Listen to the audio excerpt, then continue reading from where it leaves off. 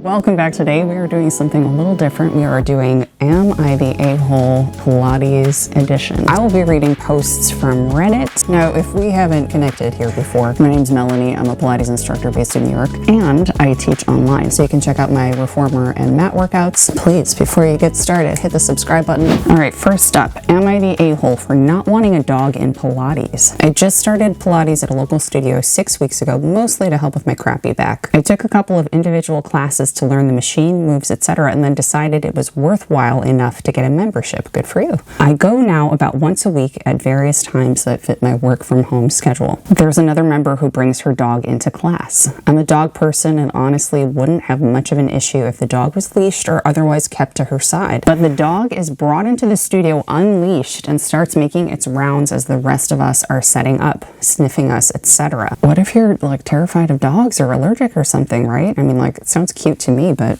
not everybody's a dog person. Is this like a service dog or something? I mean, that I would understand. The dog is basically chill during class. She brings a bed for it to lay in. Okay. But again, at the end of class, it's up and about, getting in the way of us cleaning up, putting accessories away, etc. I've seen posts from her, shared by an instructor, on Insta where the dog is doing laps around her in the group room for bar as well.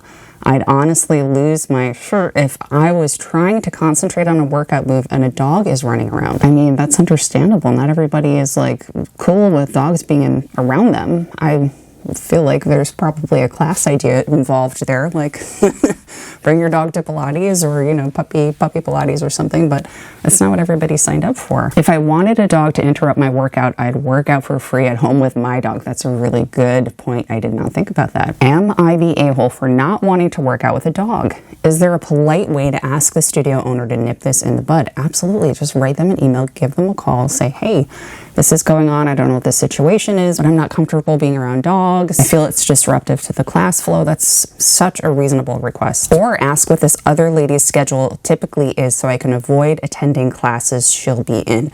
Honestly, I feel like that is more generous than you need to be.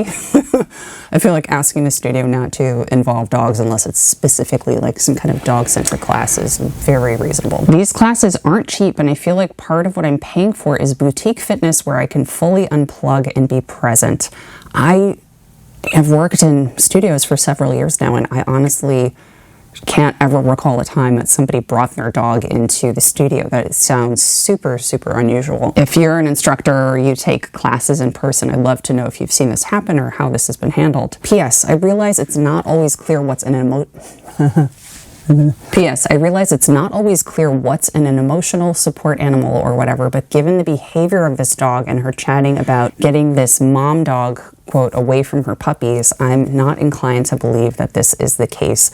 Yeah, I mean, it's fair to say you can never fully assume if a dog is a service animal or an emotional support animal, but it seems like there needs to be some kind of communication with the studio that hasn't happened yet, and I bet they'll be willing to kind of work with you on that. Let's see what the comments say, shall we? Emotional support animals are not covered under the ADA, the Americans with Disabilities Act, for those who are not in the U.S., except for housing accommodation. I did not know that. Interesting. They have no rights when it comes to public access. Service dogs are task trained to serve a handler for a disability, including medical alert, guide for blind, psychiatric alert, etc., and must be accommodated in public places with very few exceptions. This woman does not have a service dog, and the dog should not be in classes unless they are clearly advertised as dog-friendly. That's what I'm saying. I'm surprised management would allow this because of liability if someone got hurt or bit or was severely allergic. That's what I'm thinking too. But great point about getting bit. Like, everybody assumes their dog is the sweetest little cookie, but you know, sometimes dogs can be unpredictable, just as humans can, but we don't often bite. Well, maybe dogs don't either. I'd ask nicely what their policy is on dogs in the studio classes. If they say she can have her dog there, WTF, yeah, then ask what the best times are to avoid the dog or find another studio. Honestly, I don't like the get the other person's schedule, because what if they don't have a regular schedule? Like, that doesn't make sense to me. It's also kind of a weird privacy violation situation, maybe, on some degree. I think they're right. This person needs to reach out to management and see if this can be addressed, and if not, maybe finding another studio is for the best. Look, I don't think you're the a-hole, but, you know, I think communication is key. I don't know if the studio owner knows that this is happening. They need to know, and it's up to them to kind of take action and make sure that everybody can have a comfortable and safe experience, right? I also don't assume that this person knows that they're doing anything that's impacting other people. It's not, from my perspective, it's not on this client to answer that or solve that problem, but the studio should get involved. In my humble opinion, you are not the a-hole. I do want to hear instructors, people who go take Pilates in person, have you seen this happen before? I would really very much like to know. Am I the a-hole for saying that a classmate was breathing too damn loud? Oh my gosh. User Noise Raccoon, love it. I'm just noising your noise. I, female 29, joined this Pilates studio about 3 years ago. I started doing classes with this woman, Alicia, female 32, and she was longtime friends with the teacher. We are talking 10 plus years of friendship. Since the pandemic started, she and I started taking our Pilates online classes together with the challenge that it brings. This post is from about 2021. We had this long adjustment phase to find the best platform for each class. You know, that was the fly by the seat of our pants situation. And each one had their own challenge choosing the best setup for the classes. Alicia started using AirPods on the classes, and she stuck with it since then.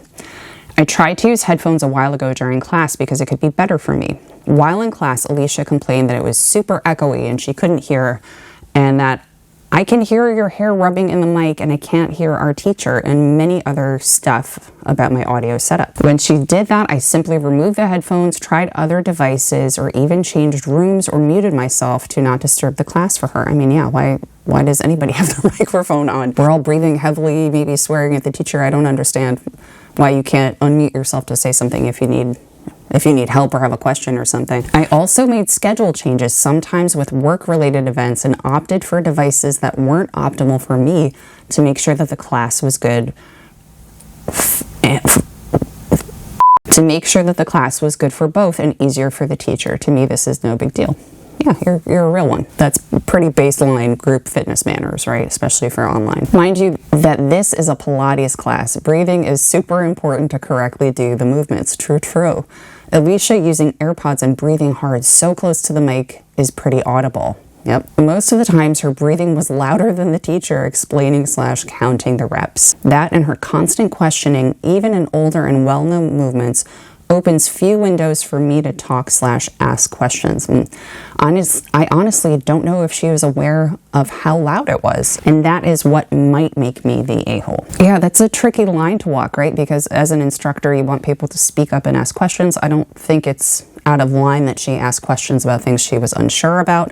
I am unsure why people need to be unmuted by default, why they can't just unmute themselves to speak up. When and how clients are allowed to speak up in class to ask questions, I think is a matter of taste on the instructor's point, but I never like to put the kibosh on that unless it's completely derailing the flow of class. A few weeks ago, we were in class together and I was doing a different set. Teacher was trying to explain them to me and I couldn't hear due to her breathing. I asked the teacher to repeat at least 2 more times what I had to do, and on the 3rd time I was about to ask, "Can you repeat again?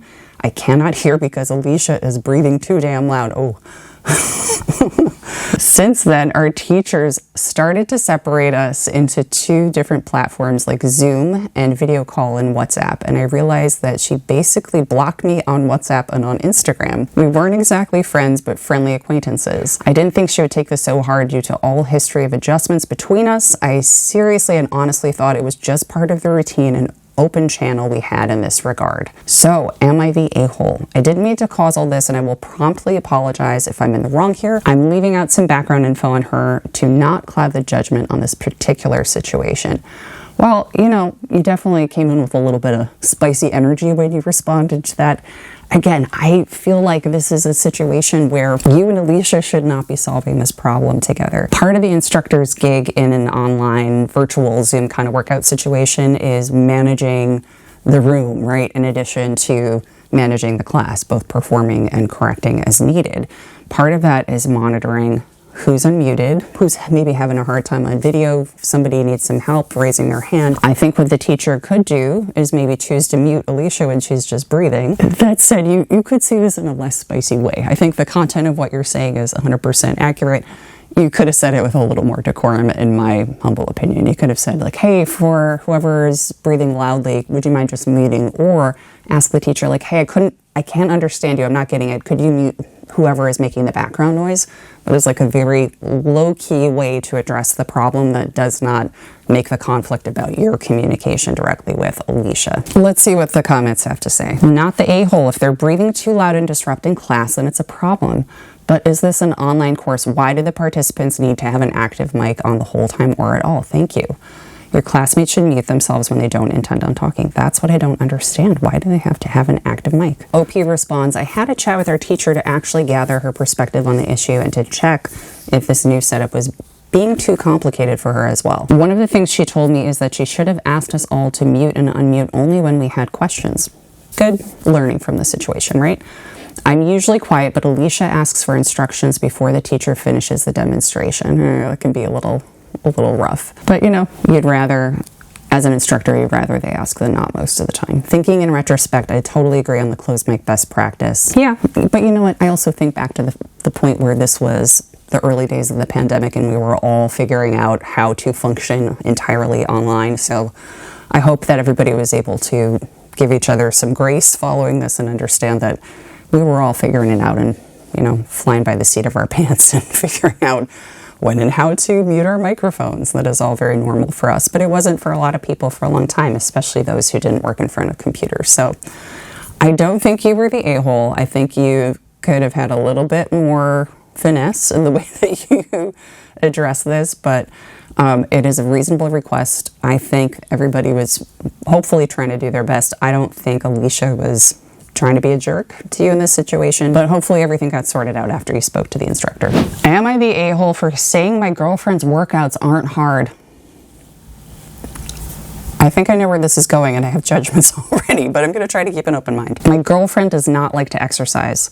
I took her to the gym with me once and she nearly cried after having trouble working with the 5-pound dumbbells, which are the lightest ones the gym has. She's naturally very skinny and doesn't really gain much weight, so she says she doesn't feel the need to work out to lose weight because she's fine, even if I've explained to her the benefits of working out beyond weight loss. Yeah, everybody has a different perspective on movement and, for better or for worse.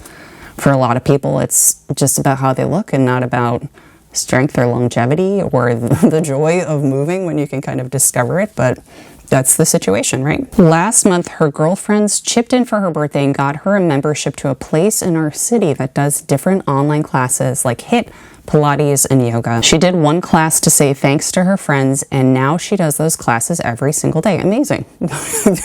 That's huge. Your girlfriend found some movement that she likes. Wonderful. Good job, friends. Yesterday, she was standing in our living room doing small arm circles and tells me how difficult they are. I told her that what she was doing wasn't really hard compared to the weights we did before and asked her to try another workout with me. She got really mad at me for not taking her seriously, and now I feel like I effed up. Am I the a-hole? Yes, you are the a-hole. Have you ever heard the phrase, don't punish the behavior you want to see? That is what's happening here. You wanted your girlfriend to move. You wanted her to get invested in the gym, but what's not cool here is you are only happy if she's doing the workout that you feel is good for her. And let's contextualize this for a moment. If the 5-pound dumbbells were so challenging for her that she cried, at least literally based on what you're saying, I have questions about that. It makes sense that she's attracted to workouts that are maybe more body weight focused. I'm assuming this is mostly Pilates mat and etc. So let her enjoy that movement. The best workout is the one you will do. If she was someone who did not like to move her body and she's moving her body, that's such a huge win. So yes, you're the a-hole in this situation. Be glad that she's moving. Let her develop her love of movement and develop her own practice. And if it's something she can build a long-standing relationship with, she is so much more likely to then graduate to starting to incorporate some weight training. So my advice to you, my unsolicited advice to you is, on a 5-year-old post, is support her. Be happy for her. Be excited for her. Celebrate her wins. Encourage her to keep going and leave the door open for her to come to the gym with you. Your workout, and this applies to everybody, your workout is not the only workout that will be beneficial.